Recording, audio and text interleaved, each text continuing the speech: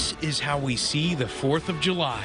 When I see Joey with food all over his mouth, I'm going to my emotional place now. We'll not only focus on how we celebrate now, also in the future. Some type of ethereal alien invasion is happening. But let's also recognize why we celebrate. It's a constant reminder of our history. Our nation was founded in rebellion. It was about a belief in freedom. Sustained in survival. George Washington came that close to losing the war. And won by doing something implausible here in New York. A heroic suicide mission. On Independence Day, we're reminded united we stand and united we celebrate. Happy birthday, America! This is the Snapshot New York 4th of July special.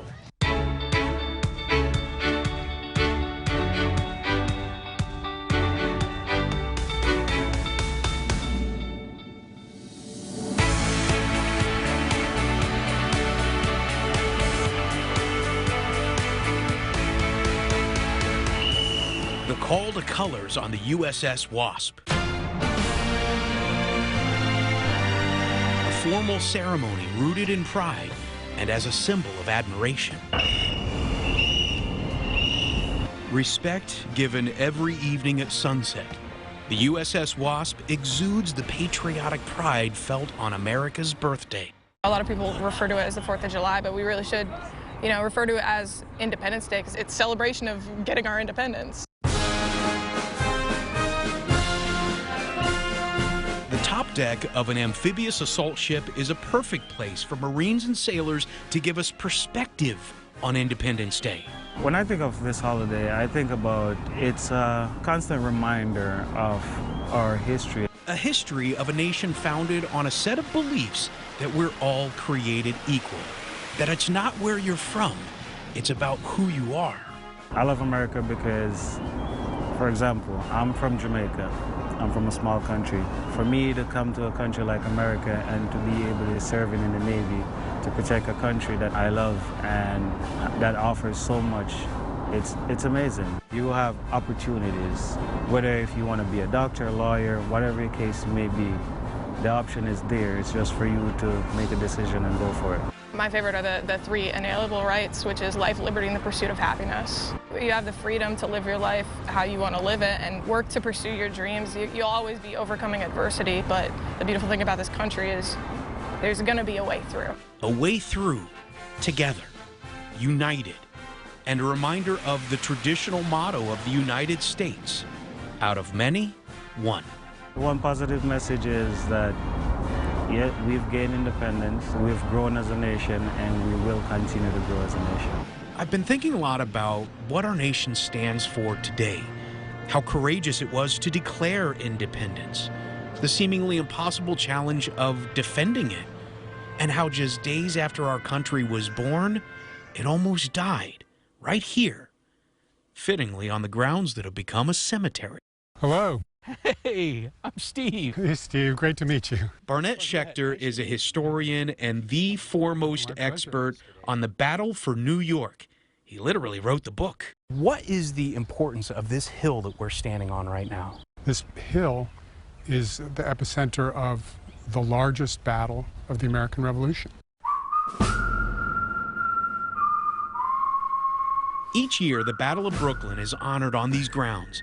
Brick TV was at Greenwood Cemetery with the reenactors. The question is why? Why has no one heard of it? Why was the largest battle here in New York? And why was Brooklyn the key piece of ground in what was the greatest strategic prize of the American Revolution? Back in 1776, New York was the gateway to North America. In fact, John Adams wrote, "New York is the key to the whole continent," which is why George Washington chose this plot to stand his ground. Here, the Americans are facing this daunting enemy juggernaut, and in the face of it, they are declaring their independence. The British had more than 400 ships in the New York harbor, plus 30,000 well-trained military up against about 12,000 untrained American militia. The men who held this hill were doing so against great odds, and it was because, as Washington had exhorted them the day before, he said, show them what free men fighting for their own homes and their own country can do. in the face of paid mercenaries. Those words that he spoke tend to echo in history in the point that we now as Americans embrace that ideal. That belief was what powered the colonists. It was about a belief in freedom for everyone. The British not only outmanned the newly formed American army, they also outmaneuvered them, marching all the way up to Jamaica, Queens, to attack from the flank.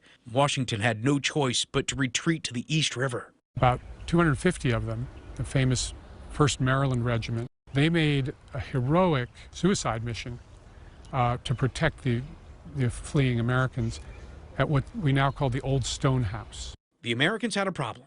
How could they escape across a river patrolled by the British? The solution came from the skies above. Talk about belief, there was a sense that we were fighting in a just cause. We were fighting to give all people a better life, and that somehow there was a higher power that was smiling on us. America was on the verge of annihilation just a few days after it was born. But in the words of one famous New Yorker, It ain't over till it's over. how our nation was saved on the shores of Brooklyn. When Snapshot New York's 4th of July special continues.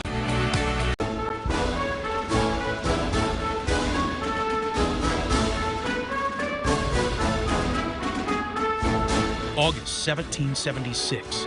Just a month after declaring our independence, our nation was nearly lost in its infancy. George Washington, commanding in Brooklyn, came that close to ending the revolution right here. Jeff Richmond is the historian at Greenwood Cemetery, the same ground where Washington troops were massed in Brooklyn and soon pinned against the East River. He came absolutely as close as one can come to losing the battle and losing the war all in one day. Then, the skies opened up for 2 straight days. Visibility was down to just a few yards, giving Washington and our nation an opening in the dead of night. Gathered all the boats they could find on the East River. They silently got the men into boats and smuggled them across the river. Nearly all of the troops made it across before sunrise. The sun is coming up and the British are going to see what's what. And instead, those 2 days of rain created such a blanket of fog that rolled in as the sun was coming up. No one could see through it. The last 1,000 men were able to go down to the ferry landing and get on the boats. This Battle of Long Island has always been called a loss. How can you explain maybe the real message that we should be taking from what happened on this hill? That whole campaign, I would say, is really a victory in disguise. This may have been a defeat, but it represents everything that America stands for. That idea of independence, of liberty, of freedom of conscience, freedom from fear. The American Revolution, as the British learned to their chagrin, was a war for ideas and for ideals that transcend space and time. The American Revolution had more than a few unsung heroes, like Mary Murray. When the British landed in Kips Bay in Manhattan, they were ready to finish off what was left of Washington's army. What stopped their advance was an invitation to a party. The wife of a local merchant by the name of Mary Murray invited British General Howe into her home for cake and wine. It was a long shot, but it paid off. Howe accepted. And while he was being entertained in this last-minute party, his troops waited. Those 2 hours were pivotal because it gave Washington's army enough time to escape up Manhattan without being seen. For their contributions to the war effort, this plot of land where Murray Mansion once sat is now on 35th and Park in a section of Manhattan called Murray Hill. Nearly 250 years later, Greenwood Cemetery still honors those who defended our nation on Battle Hill with monuments and even a special statue with a deeper meaning. We are approaching the altar to liberty and Minerva. Minerva is a Roman goddess, symbolic of the balance between war and culture. She stands on the highest point in Brooklyn, waving at her sister, the Statue of Liberty. She also stands as a reminder of what was won in defeat against the longest odds. Give us a little perspective. How big of a mismatch were the two armies that were facing each other? 1962 Mets versus the 1939 Yankees or something along that line. The 62 Mets have the modern record for the most losses. The 39 Yankees are considered one of the best teams ever. And Washington's loss in Brooklyn has something else in common with the 62 Mets, because 7 years later, they both won. The Mets are the world champion. Look at this scene. Because of those men who fought on this hill, America would go on to win the freedom we now enjoy. Their unwavering determination has become an American ideal, and the resolve shown in this Battle of Brooklyn still burns bright in us. The turning point in the war has been immortalized in one of the most awe-inspiring paintings at the Met. It's unreal. You haven't seen anything like it, truly. Washington crossing the Delaware. A big part of the power of this work is its sheer size. It's not an Instagram image on your iPhone. It's like, you know, you have to see it in person, and when you see it, it's like overwhelming. It's 12 feet tall and 21 feet wide. It is a destination piece. 172 years after it was painted, it still has the power to move you. Just like jaw-dropping. Your jaw's going to hit the floor, and it's just not going to be what you expect, and I think you're going to have a much stronger reaction to it than you think you're going to. Washington crossing the Delaware, which is the scene we see in this painting, was a turning point in the war. Illustrating the determination and courage of George Washington, steadfast in the face of adversity. It's a wonderful pose, leading them forward, looking like a great and strong leader. It's an extraordinary tour de force of painting. You can see he uses a thickly loaded brush here to show the top of the iceberg. He made an effort to show the broad breadth of the American citizens, including an African-American, farmers wearing farmers' hats. One of them has indigenous beadwork bags. There's a Scottish hat there to show that everyone was in the same boat. And there's a little spiritual reference, I think, the morning star, guiding us toward this very important goal, forming a democratic nation. The story it tells and the message it conveys about the American spirit embodies the principles and values that define America. This was an extraordinary experiment in democracy, but we had a long way to go, and we're still working on those aspects of our history. Fireworks have been an Independence Day tradition from the start, but that celebration is leveling up to a technology that's revolutionary. Our forefathers would love what we're doing out there. The future of our celebrations when the Snapshot New York 4th of July special continues. It's a night for celebration. Families watch the 4th of July show. This is the new way to celebrate Independence Day. LED lights paint the darkness with brilliant colors. Symbols of American pride are formed by drones, creating a sky symphony. We're Sky Elements drone shows, and what we do is we take hundreds, even thousands of drones, put them in the air, and tell stories. The artistry and the precision of the choreography is captivating. Just to hear all the oohs, ahs. We've got a lot of kids guessing what the next shape is going to be. So much fun. I love hearing the roar of the crowd. The experience created is unforgettable, and it begins in front of a computer. Animator can spend 40, 60, 120 hours a team could spend on a show to make sure they all have the right path that they're going to fly for that night. We synchronize their clocks and we send them into the sky. How do you keep them from running into one another? We get that question a lot, Steve. It all is dependent on two things. Number one, a really good designer that's designed to show to make sure those drones don't hit each other. And then number two, technology that allows those drones to know exactly where they are in 3D space with 1 centimeter accuracy. That's how we get those tight designs in those shapes in the sky. Rick and his company were specialists in fireworks, but now the #1 drone entertainment provider in the nation. They've done more than 500 shows. We're not drone people, we're firework people. But at the same time, it's a natural fit into what we do in producing shows, both from a production level of just making it happen, but even the visual aspect of it, something that we were already leaning into, but we didn't have a medium that we could really make that defined, that unique in the sky. Is this the future of fireworks displays? The future of the drone shows, I think, you know, quite literally, it's huge. It is as big as the sky.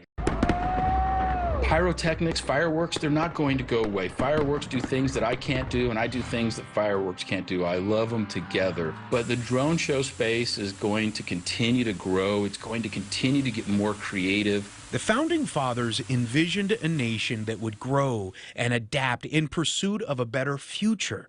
And that innovative spirit has propelled our nation forward. How do you think our forefathers would view this? I tell you, when we fly that American flag that is 700 feet across and 300 feet tall, I think our forefathers would love what we're doing out there. Honoring the past while embracing the future, drone shows have become a symbol of progress, a testament to American ingenuity, and a physical representation of America's spirit of independence, soaring like an eagle and lighting up the sky. One thing that won't change is an all-American food with a man and his microphone. The battleground upon which God and Lucifer wage war for men's souls. The star of the hot dog eating contest when the Snapshot New York 4th of July special comes back. It's go time. It's go, no go, lock and load, love him and leave him, smoke him if you got him, see you want to see you, see him the other side, time. This orator extraordinaire is putting the finishing touches on his most recent masterpiece. Okay, good night, Irene, wake me when it's over, it's go time. George Shea is the master of ceremonies for the Nathan's Famous hot dog eating contest. In every right, he is a showman, a hype man, and a wordsmith. They say that competitive eating is the battleground upon which God and Lucifer wage war for men's souls, my friends. When I talk, I go very grand, very epic. It's absurd and ridiculous, but it's true. I know you're joking, but I've got goosebumps. I know Joey is not as big a hero as LeBron, but somehow I like him better than LeBron. This was the official weigh-in for the contestants. Could have been held anywhere, but why not the Empire State Building? People have a very proprietary feeling about certain things in New York, right? The contest and the hot dog became part of New York, so there's a feeling of that's my thing, that's my thing. On the corner of Surf and Stillwell, George strides towards his stage. Along with him, his recognizable straw hat. When you put on the hat, you're hearkening back to Coney Island, right? And it's a bit of a mask. Now you're like the guy in the hat. Do whatever you want. Before the event, this chairman of Major League Eating is involved in every aspect of TV production. Each one comes up, as I said, to a drop. Boom! He makes his final script adjustments on the fly. The power that enabled humanity to survive in the cold rain of time. I don't really know where that's going. You can tell he's feeling it now. The hot dog eating contest pits legendary athletes racing the clock and chowing down. It's just this disgusting array of sloppy food being stuffed in their mouths. Some find it disquieting. I find it beautiful. It's like watching Picasso paint. When I see Joey with food all over his mouth, I'm going to my emotional place now. Over the past 20 years, this event has grown, with George as its shepherd. More than 2.5 million viewers watch the live broadcast. The highest ratings are in the first 15 minutes during George's introductions. The difficulty in his marriage began after he named his children mild, medium, and hot.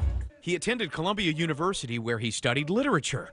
You can hear that in his intros, which range from ironic to spine-tingling.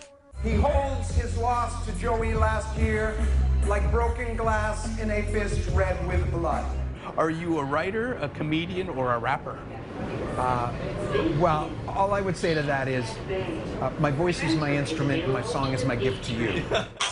It's time to take a stand, just my salivary glands. George was born in Brooklyn with more than just a hop in his step. There's a little hip-hop. Draw a line in the sand. What do you hope that the audience gets from watching these shows? At the end of the day, I want them to feel like human passion. I want them to feel the triumph of the human spirit when they see Joey or whoever it is win. I want them to feel that energy, those goosebumps. That's what I really want. Of the 4th of July of one nation. I always thought the 4th of July holds a special place in all of our hearts. Maybe that's because it's a time for us to celebrate with our families, with cookouts, with beach time, with fireworks, or with drones. But the magic of the holiday really lies in its ability to uplift us and inspire us, to bring us all together. And we do pay respects to the freedoms that were won through survival here in New York. It happened 250 years ago on the same soil which we now rejoice. It's a testament to the unity it took to create our nation. And maybe offers us an opportunity to look past our own disagreements and embrace our shared love for freedom. To simply appreciate the beauty of our diverse tapestry as a nation. As united, we celebrate.